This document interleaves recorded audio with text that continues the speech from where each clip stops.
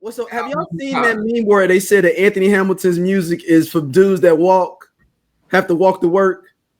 Like that album would have been called Greens and Cornbread. That would have been that name of that album. Sometimes you got to walk to work. Yeah, it's a. All right, we are revisiting albums. It is the 30th anniversary of D'Angelo's Brown Sugar album. Jesus Christ. We old, man. The album is older than some people we know. Yeah, a lot of people. Yeah, a lot of people. What was your original thoughts on the album initially when you heard about D'Angelo? Before we get into the tracks, or just D'Angelo's artist? I liked it because it wasn't your typical R&B album. It was like the emergence of that neo soul sound. Mm-hmm. You know, I was like, oh damn, this dude different. He got braids. He's singing. He looked like a rapper, but he's singing. And he looked like he smoked weed. Yeah. Because all the other R&B artists acting like they didn't smoke weed, but they really did smoke weed. D'Angelo was really high. Yeah. What about you, Stacy? So fun fact. I think I just had the singles for some of the songs. Really? Like I knew Brown Sugar, of course. Lady. Cruising, I knew Lady. And then I think I just didn't pay attention to I feel like I own the album, but I don't remember like really paying attention to it. Like I think I listened to those tracks. So it was like, if it was a single, that's what I listened to. So when we were like, oh, we're going to revisit this. And I'm like, this might be my first visit. Hold on. So I'm listening to it. And then I'm like, but then even when I'm looking at the names of the songs, I'm like, well, no, I remember the names of Me and those dreaming eyes. I'm like, I remember this, right? Don't I? But this is 30 years ago. I don't remember shit. I don't know. So it's like the possibility of I really haven't listened to this album. If I listened to it in the beginning anyway, I ain't listened to it since it came out. But I listened to those same songs that I liked, not the whole album. So replaying it 2 weeks ago when I'm like, okay, let me go ahead and play this. I'm like, it's gonna ring a bell. I'm gonna remember some things. No, I didn't. I'm like, shit, I don't remember none of these. I just know the singles. I know my singles. And then it was also like it didn't take me that long to listen to the whole thing. And then two, there's a piece, it flows so well together that it kind of takes you a minute to realize, wait, is this a different song? This a new song? Wait a minute. Just like with Rick Ross and MC Hammer and BMF. It's the same. It's like, wait a minute, this song's still on? Oh, wait a minute, it's a different one now. It's a very smooth album. It's very smooth, flows very, very smooth. And actually, I loved Cruising. I love Lady. Always loved Lady. Always loved that song. It's like I said, it was that neo. We didn't know it was neo soul. Yeah, it didn't have. That's how it just sounded different. It sounded different, but at that time, we're getting his stuff. We're getting Erykah Badu at that time, so it's Maxwell. This different kind of sound that we're getting, and kind of find out that it was a new subgenre. The main thing is that the R&B, for people that like the younger listeners or people that doesn't realize, R&B was way more polished before we got D'Angelo, Erykah Badu. Like you had to have matching suits. It was a production. It was this is just like, man, I'm just coming up on this mic to sing, and I got some feelings I want to get. D'Angelo looked like he was coming from open mic. Right, exactly. Erykah Badu was doing that. Maxwell looked like I'm just an attractive dude with this nice hair, and I can sing, and I'm gonna come up here and sing and do my. What's the other dude? Eric Benet. Eric Benet, same thing. I just can sing, y'all, and I'm gonna pour my soul out. He's like, I'm up here barefooted. Yes. I ain't got no shoes on, and I'ma sing. But it is that open mic, Glove Jones type of snap your fingers. Right. It is that black folks in a coffee house type thing, the local jazz night or whatever. Yep. So that, you know what, we talked us earlier, like when would you like to be grown? That section of time. Yeah.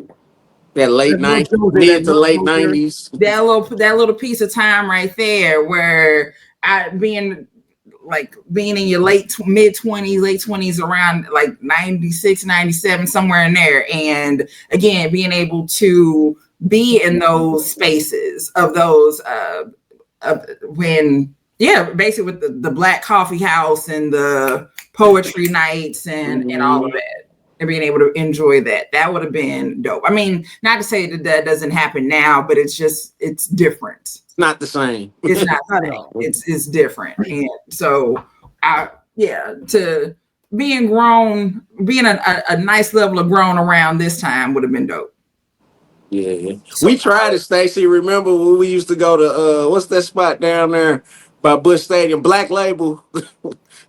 on Tuesday. We tried Black Label. I was at the poetry nights, and the poetry, I think that's how with poetry nights turned into comedy shows, and next I was at rap battles. Had a band on there, yeah. Like that was my trajectory, is that it was poetry nights and then comedy shows, and then next thing you know, my ass was at rap battles. Mm-hmm. That's pretty much exactly how they went. So I remember getting introduced to them. Right, this album was coming out, and Brown Sugar obviously was like, "Oh, this shit's some different shit." Which I found out he's not talking about a woman; he's talking about weed. Talking about weed, yeah. Which totally changed. Yeah, I just found that out like literally a couple years ago. Yeah, but he was getting interviewed by the great Sherry Carter on Video Soul. And I forgot that, he was like, yeah, I wrote "You Will Know" on Jason's lyric soundtrack for everybody on there. He wrote that, and he directed the choir on. If you remember the American Music Awards, they performed. That's him on the piano, isn't it? And he's directing the choir, the whole group of cats. And I was like, oh, okay, that song was dope. Okay, well, I'm gonna give this Brown Sugar a little chance. I was like, this song's dope, but I was obstinate at that time, so it took me a while to get into it. And I remember I was at my dad's friend's house in Chicago, and I heard the song "Shit Damn Motherfucker." And I was like, excuse me, ma'am, what was that number 7? What was the last one? Oh, that's D'Angelo. I was like, I will be going to Calumet City Mall and getting that CD tomorrow. That is for sure. Got up that morning, I've been on D'Angelo's bumper since then. So D'Angelo's always been, but he's a weird guy. You know, we know that he's not gonna come out with too much. He's got 3 albums in 30 years. Niggas be weird, bro. Like, as much as I can say, niggas just be weird sometimes. I mean, he's got the Lauryn Hill effect. But he's the only person in verses to have a verses by himself. Yeah. Me versus me. Yeah, because you're not gonna. Yeah, I mean. Yeah, the shit damn motherfucker. Like I said, I know I heard it. I remember the title of the song, but re-listening to it the other day. So I got it playing in the background. I'm walking around the house cleaning, trying to sort laundry or some shit. And then it was like, wait, what did he just say? Is this an R&B song? Oh, and look, it's a murder song because he's like, why?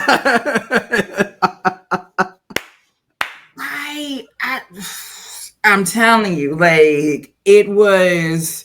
I was familiar with the title of the song. Like when I looked at the track listings, I'm like, yeah, that's like it was a Mandela effect for my brain of, you've heard this album, right? You've heard, but I knew the title of that song, but listening to it 2 weeks ago, what?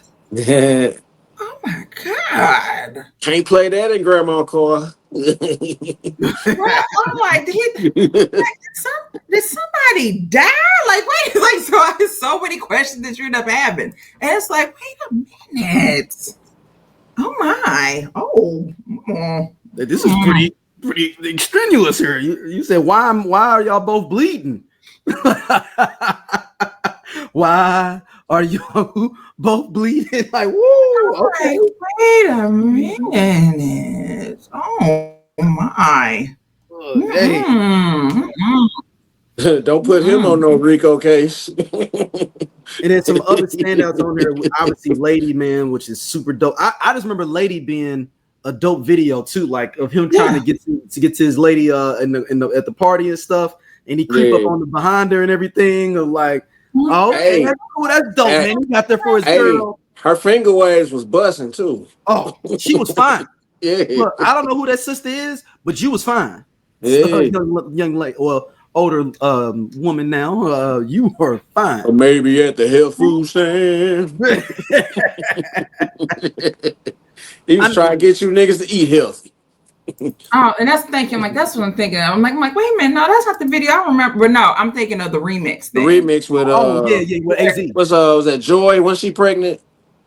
Yes, but AZ's rapping on it. Yeah. Like that's the video I'm thinking. I'm like, I said, no, I'm thinking about Erykah Badu being in there, and I'm like, oh. So when I just looked at it, I'm like, all right, correct the mundo. Yeah, because Erykah Badu was in it, Faith and Joy. Yep. Brett Ratner was directed the remix video. Wow. And Hype Williams did the original. Yeah, because I think Raphael Sadiq wrote Lady. Yep. Yeah. And then like songs like When We Get By, like it just it gives you a good feeling when we get. It's like it sounds older, but it's not. It's like like that cruising. It sounds like the original, but it just got a little more knock to it. Cruising the same way. Smokey Robinson though said that he really liked Smokey Robinson said that he loves when people redo his stuff. Like he said, for him, it's an honor that like, man, like you liked what I did and you want to remake it. And he liked, with D'Angelo's version, D'Angelo did it justice, right? Like he kicked it up a notch, but still kept it the same. Yeah, the same feel of it, if you will. And so, like I said, it's a very cohesive. He did it so well. It's a very cohesive album. We don't need I don't need anybody else to redo it. It's a very cohesive album. Period. And sometimes we don't get that really a lot now. Like you got an album where it's like this only makes sense. How did this song make it on here? But no, everything flows. Like I said, it got to a point where I'm like, man, is this a different song? Like it flowed together that well. Yeah. The crazy thing is that he was doing a lot of musical arrangements on this. Like he played almost all the instruments on here. He did most of the production.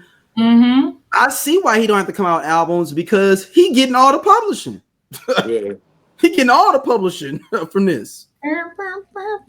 And then he was smart enough to get his baby mama to get on there too, for she can get a check, so he don't have to maybe pay as much child support. I'm figuring it. Look here, I got you on the album, all right, Angie. I got you on the album. Can you lay off of me for $1,000? I got you. Then we working on your stuff. I'm like, but like shit. But Angie had her own shit going on, and it's almost like people finding out that she was D'Angelo's baby mama was like detrimental to her. Like it wasn't. Because there's the age difference with them, and people felt that was an issue and all of that. But it made me think Angie Stone had some game. I was like, Angie Stone got some game. What's the age gap? Like, was it 10 years or something? He's 63 right now. Well, she's 63 when she passed. He got to be in his 50s, early 50s. Yeah, so she was 63 when he passed. He's 51. 12 years. So, I mean, that ain't Shannon Sharp, you know what I'm saying? But man, I mean, it's a significant difference in time. But Angie Stone has had that G in her. If you had a G enough to get him when before he popped off and he D'Angelo, y'all, the woman was sex appeal. Dude. Yeah, because I didn't know who Angie Stone was till the Black Brother song came out. I wasn't hip to her hip hop stuff. Yeah. Oh, just dang. Okay. When she was in the rap group. Yeah. Yeah, I wasn't hip to that till just probably within the last 10 years. The sequence. Yeah. It's but the album is super dope. Like he was 24 when they got together. or when the baby was born. Oh, so she might have got he was 24. Yeah. She was 30. I'm thinking he was like a teenager or something when when he was when the kid was born. He was like 37. Nah, that ain't nothing. Is. It's not, but it is. I mean, well. You know, so think of it like this, right? So he's this sexy dude, right? All the women are falling all over him, and then you find out Angie Stone, a dark-skinned, heavy-set, older woman, is his BM. And I feel like when people found that out, they looked at her differently. It didn't affect him in any way, but people accused her of grooming him. They accused her of like, how the hell she pulled him? She must have trapped him. Like all this stuff. And versus not realizing, hey, she's actually an amazing artist. She's a great singer, songwriter, was the muse for fucking Brown Sugar. Yep. People don't know that. That doesn't get brought up. It doesn't. She's not looked at in that way. Like, or the fact that people refer to her, oh, it's D'Angelo baby mama. Why can't D'Angelo be her baby daddy? You know what I'm saying? I never looked at it. I just looked at it as they were just two successful people that had a kid. That's what I thought too. Yeah. I mean, look, when I knew I wasn't gonna get D'Angelo, I wasn't gonna pull him. So I wouldn't. It wasn't like it was no sweat off your back. I wasn't gonna pull and oddly enough, I didn't. I thought he was attractive, but now when Untitled came out, yeah, but he was naked. There was a girl in our at school that was in our grade that I'll just say this. She was a very quiet girl. Like, I ain't gonna say she was a church girl, but just very quiet, very studious and everything. But that D'Angelo video did something for her. Like, you could just see like the look, like her face would turn red when it come on. Like, she'd just be like, but I'm catching the vipers. Like, it just was. Hey, but that, I mean, look, if you were a young girl at that, a young girl, grown woman, whatever, at that time, when that video came out, and it's like, was that 99, 2000? Oh yeah, 99, 2000. Like, it was like, oh my god! Like, and it. I mean, he's just topless. 2000. Yep, 2000. But he just doesn't have a shirt on. Like, it's the idea that he's probably naked. He's just naked and he's just spinning. You just see chest, abs, and braids. And that's it. And all you see is this abs, but you can see that V right there a little bit. That V was enough. That was enough. It was like, oh my goodness. And like I said, so again, depending on how young you were, like, that's a whole lot of man that you've never seen before. Like that, like you've seen a guy without a shirt on, but that V, you ain't seen that. You may not know nothing about that. You're like, wait a minute, that's a lot of torso that I'm seeing. Oh my. For the young brothers, the V was the way for ladies back in the day. They loved the V. Now they love the guts. Shout out to all my brothers out there with the dad bods popping. Dad bods. Overall, the D'Angelo album was super, super dope. Like, it's something that I think people should revisit more and more, just because it's just like you said, Stacy, cohesive. It just gives you a feel. You can just let it ride. You can literally play this whole album. Like, and I know people that's over exaggerated. That's not with this album at all. It's play it straight through. You finish cleaning up your house, you'll feel like you have some good moments, except for when shit damn motherfucker come on, you might. Just don't listen to the words. Don't listen. Yeah, make sure you're not inebriated by that time that song come on, because that might make you feel some type of way. And then D'Angelo sitting in court getting an indictment because the music inspired you to go do some dumb shit. Like rap lyrics. You know, I never realized why nobody didn't use that. And like how they use rap lyrics to say like I did this. Maybe I killed my lady because I was in this shit damn motherfucker and she was messing with my boy and I killed them both. And D'Angelo inspired me. Nobody's ever thought about that. This I The don't know judge why. be like, I got that album too. It be jamming. I got that album. I mean, Cruising my shit. Me and my wife drive every Sunday to I guess cruising. nobody's ever tried to use it as a defense of being like that. This song told me to do it, or this R&B song that did it. I think no one's ever tried to blame R&B. Hey, this cool ass Scott from the I Love 90s Music Podcast. Hit that subscribe button right now. Like it on the SOLC network. You finna get all the real deal on the 90s, the 2000s, and the splash of that 80s. Do it right now, man, and I'll be your friend.